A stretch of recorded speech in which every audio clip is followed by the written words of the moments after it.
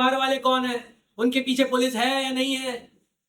ये मामला शिमुलबोली गांव का है दोस्त साहब, यहाँ का नहीं है। ऑब्जेक्शन सस्टेन, आप बैठ जाइए। जज साहब, हमें फैक्ट्स का जानना बहुत जरूरी है। क्या है साहब? जिस आदमी की तारीफों के ये इतने पुल बांध रही है, असल में वो एक बहुत बड़ा अपराधी है जिसके पीछे पुलिस कई सालों से पड़ी है। वो पकड़ा जाता है लेकिन हर बार चकमा देके भाग जाता है। और जज साहब, अदालत इस बात से अंदाजा लगा सकती है कि जिस लड़की के घर में ही अपराधी हो, उसकी परवरिश कैसी हुई। ऐसा कुछ नहीं है साहब। हम बार बार कह रहे हैं हमरे बाबूजी अपराधी नहीं है। पुलिस उनका पीछे पड़ी है लेकिन आज तक वो किसी का बुरा नहीं किया, उल्टा उनका भलाई के लिए ही जो कुछ किए है। ये सब अलग मामला है ना। हमरे बारे में जो बोलना है बोलिए सर जी, लेकिन हमरे बाबूजी के विषय में कुछ मत बोलिए। उनका इसमें कोई लेना देना नहीं है। जज साहब, जैसा मैंने पहले भी कहा है कि ये केस इस बारे में है ही नहीं। ये केस इस बारे में है कि झनक को जलाकर मारने की कोशिश की गई थी या नहीं, या ये केवल एक हादसा था।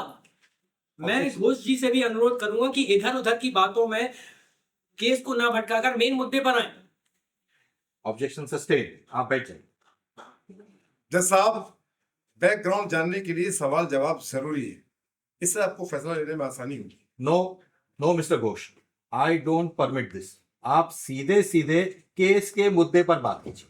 बिल्कुल जज साहब, मैं इस केस पे रोशनी डालते हुए ये कहना चाहूंगा कि मेरे क्लाइंट मिस्टर अनिरुद्ध घोष, जिनके ऊपर इतने झूठे और बेबुनियाद इल्जाम लगे हैं, सब बेकार है, बकवास है। भला ये ऐसा क्यों करेंगे?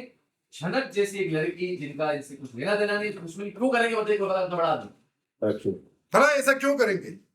झनक जैसी लड़की जिससे इनका कुछ लेना देना नहीं, वो इससे दुश्मनी क्यों करेंगे? कोलकाता का इतना बड़ा आदमी।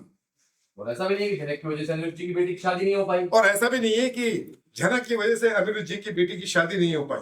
ऋषि और झनक की शादी में कोई मान्यता नहीं। ऋषि और झनक की शादी की कोई मान्यता नहीं है। और बस ऋषि और अदिति चटर्जी भी हस्बैंड और वाइफ। शादी का कोई कारण ही नहीं है। मोटिव एकदम क्लियर है जज साहब। एसपी ऋषि चटर्जी और उनकी पत्नी आदिति बोस, जो कि अनिरुद्ध बोस की बेटी भी हैं, इनके बीच काफी समय से संबंध ठीक नहीं चल रहे हैं। झनक क्योंकि इनके घर पर रहती हैं और पास्ट में इनके रिलेशंस भी रहे हैं, आदिति ये बात बर्दाश्त नहीं कर पाती थी, तो ये नहीं चाहती थी कि झनक इनके घर पर रहे। आदिति को मारा नहीं था कि झनक इनके घर पर रहे, ये बात बर्दाश्त ही नहीं कर पाती थी।